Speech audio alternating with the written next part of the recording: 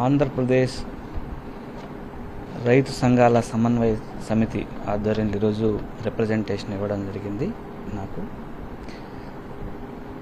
దీంట్లో ప్రధానంగా వాళ్ళు పేర్కొనబడినటువంటి అంశాలు,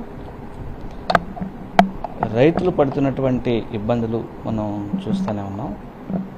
సో అటు కరువు వచ్చినా, అటు వరదలు వచ్చినా, వాళ్ళ పంటలకి పండించిన పంటకి గ్యారంటీ లేకుండా పోవడం, రైతులు ఎక్కువ నష్టాల ఊబిలో కూరుకుపోతుండడం, దానికి సంబంధించి వాళ్ళకి సరైనటువంటి మద్దతు ధర ఇవ్వాలని, అలాగే పంటలకి బీమా ఖచ్చితంగా కల్పించాలని, అలాగే వ్యవసాయం చేస్తూ వయసు మళ్ళిన వాళ్ళకి పెన్షన్ విధానం ఉండాలని, అలాగే రైతు కూలీల యొక్క భవిష్యత్తుకి గ్యారంటీ ఇవ్వాలని, అలాగే జీడిపిలో రైతులకు సంబంధించి వాళ్ళ సమస్యలకు సంబంధించి, అలాగే వ్యవసాయానికి సంబంధించి ఖచ్చితమైన వాటా ఉండాలని, ఇలా పలు సమస్యల మీద రిప్రజెంట్ చేయడం జరిగింది.